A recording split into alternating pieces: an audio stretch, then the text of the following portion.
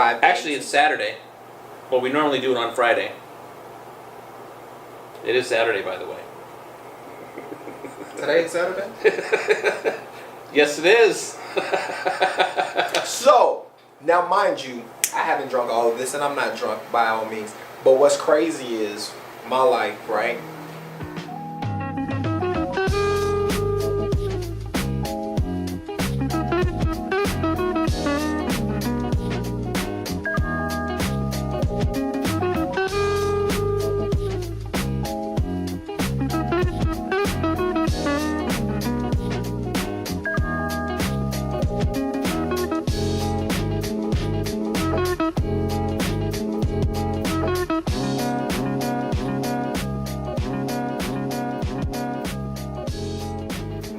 Right? I love what I do. I get so caught up into what I'm doing to where I really don't know what day of the week it is, because every day I'm having fun. So, you know, that's me too. Yeah. You know, the average person, you know, looks forward to, you know, Friday, it's the weekend. Yeah. Me, it doesn't matter if it's a Friday or Saturday. If this was a Monday, you know, hey, I'm doing what I love to do. It's not work. It's not work. It's not. Yeah. Like I work 12 hours a day. Yeah. Sometimes I really legit, like 10 hours a minimum is what I normally work. Yeah. 10 to 14. It seems like 12 is the average. I'm with you. Every once in a while I do a 16. Sometimes I do an 18. It all depends on what I'm doing, what I need to do. But see, and that's dedication too when you have your own business. I mean, those are hard days. Yeah. But you know, if I have a marketing campaign, like, I mean, man, the holiday season, there's so much stuff going on internally for all of our own companies, plus all of our clients are doing things and launching a Kickstarter campaign. Like, there's just tons of stuff. It's like there's so many hours in the day, and like I have a graphics guy that works with me, I have a web guy that works with me. It's like we're all super busy, and I mean, I love it. It's just, you know, it's just a long day. It's just, that's how I look at it. It's just, hey, a long day. But I love what I do, and that's one of the biggest things. I love what I do, so it does not feel like work. Like, I love going to work. I love doing what I do. You know what? That's something too that I tell people all the time. It doesn't feel like work. There has not been one day that I dreaded to be like, oh man, I got to do this again. And that's the point and the place that anybody that's thinking about starting a business for whatever it is, you want to be at that point to where, yeah, you're going to have long days. You're going to have to put in extended hours. Yes, you're going to have those rough days to be like, oh my God, right? Yeah. But at the end of the day, it's like, hey, I just got to put in more work, you know, that I just got to put in more time, you know. Yeah. But at the end of the day, it has to get done. And it's not like, you know, some people get like, oh, I can't wait to get off. For me, you know, you always say, what's your saying? Entrepreneurs, there's no time. What is it? What's your saying? The entrepreneurial's time is now. Right, it's now, right? So it's always now, right? There's no, oh, it's this time to go home, I'm done. No, it's like, you know, hey, I'll go home when things are done. Well, so one of the things that he would say is like, well, when should I do this? When should I go live next on Facebook? Yeah. I'm like, right now. Right now.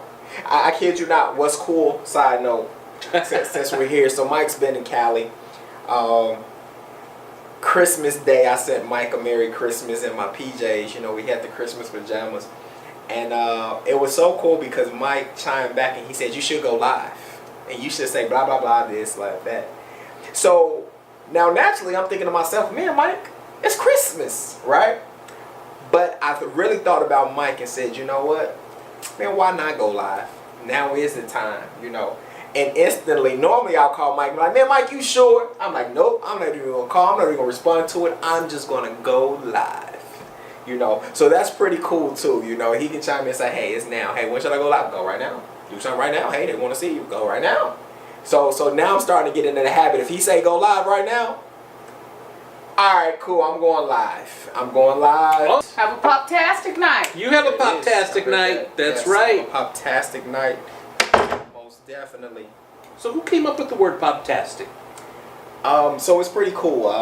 I mean, I know it's not just a word. It's a way of being. It's the way of being. So I'll kind of break it down. I remember way before I opened up Mama Lee's Popcorn, my kids, well, my daughter was 9 at the time, my son was 6, but prior to that, I made it my duty to teach my kids to not be average, right? And I know that the average person say, hey, how's your day? Is good, or how are you? So I would make my kids say fantastic. That was their word. If somebody asked you how you were, it was always fantastic, right? So it was always a thrill of when say, hey, how are you? And my kids would say, I'm fantastic, right? So coming and having a popcorn shop, you know, you got to have a couple punts. And it was like, you know what, I always make my kids say fantastic. I mean, now we're here, I guess we're poptastic. So it's pretty cool the way it kind of developed and kind of started. It's like, yeah, so fantastic was the word that I used to use and taught my kids to use. So naturally, it was like, hey, why not do poptastic and have that energy just continue to overload. And I remember my kids, when they first asked, well, Dad, what is poptastic? You know, what is it? It's better than fantastic. It's a step above fantastic. That's what I told them, right? Yeah. And they were like, wow, man, a step above fantastic? Yep, it's poptastic. You know? Yeah. And then ultimately poptastic began to become a way of life, you know, kind of like a culture, to where like, man, you know, a lot of people start to wonder, man, how can I be poptastic, you know? And then it's like, yeah. How do you be part of the poptastic nation? Right?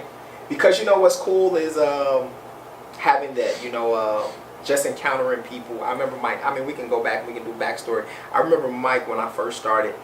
Mike, he told me, he said, man, do you know, I just love coming in here.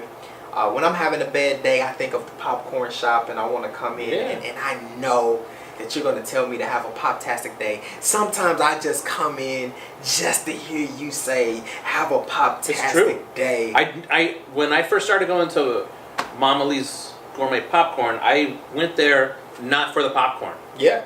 I went there so I would have a poptastic day because I was not having a poptastic day. Yeah. And I would go in because I needed a little bit of poptasticness in my life. Yeah. And I'm really productive and I'm really productive and positive, optimistic, all that stuff. But, you know, sometimes it's just a tough day. It's a tough day. And it's good to surround yourself with people that's on that playing field, right? So if you are having that a rough day or a bad day or whatever it may be, sometimes you just need to surround yourself so that poptastic nation, hey, you can come and be a part, right? Maybe you may be at work, maybe you can't physically see me right now, but hey, if you can hear me say have a poptastic day and tell you, hey, be productive and be positive and be optimistic, maybe that's something that you just needed to hear at that moment, right? Because even saying poptastic day, it's very hard not to say it with a smile on your face. Absolutely, absolutely, all the time. And you know what's pretty cool, being in business, to be able to hear people try to beat me to the punch. All right, you have a poptastic day. It's like, okay, cool. They're trying to beat me to it. I have a couple people that come in, but one guy in particular, he'll buy his popcorn, and he's like, I'm waiting. Yeah. Right? And I'm like, you're waiting. I think I know who you're talking about because he does not leave the door. He does not leave. I'm waiting. Like, you have a popcorn. He waits to hear it as if I'm really going to forget to tell him to not tell him to not have a poptastic day. And it's like, oh, don't worry, it's coming, you know, it's coming. But it's pretty cool because people expect to hear that. I was just doing some training yesterday, and I was telling the staff, had a new hire, and I was letting them know the importance of, you know, letting people know to have a poptastic day. Yeah. I said, because it's like any business, right? They're expecting that now, you know. So if you tell them to have a good day, and they were coming here to have a poptastic day, and now you're telling them to have a good day, it's like, wait a minute. Hey, I brought popcorn. I came here to be poptastic. I came here to be poptastic. Yeah. So it was so cool, you know, doing this training, and actually somebody came up and was like, you know, and they were like, hey, how are you? And they were like, I'm poptastic. And that was just to let that person know, like, look, you see, this is real. Like, you know, people come in here, they could have been good, great, whatever it was, but when they come in this zone and they're in Mama Lee's, they're poptastic, especially if they know the culture of Mama Lee's, which is where, hey, this is a fun place. I was just telling the new hire, I said, hey, you know, I like to look at this business as the new Disney World, right? The walk-in Disney World, that experience. I want to give that experience that people can come in and feel like, oh man, it was magical, man, it was good, man. I was having that rough day and I went in here and woo, it just took me away from all of the bad stuff that was going on in the world, or any negative thought that I had prior to. Man, I was able to be revived as I came inside of Mama Lee's, and it was a happy place. Because there's nothing worse than when you're already having a bad day and then you experience bad customer service.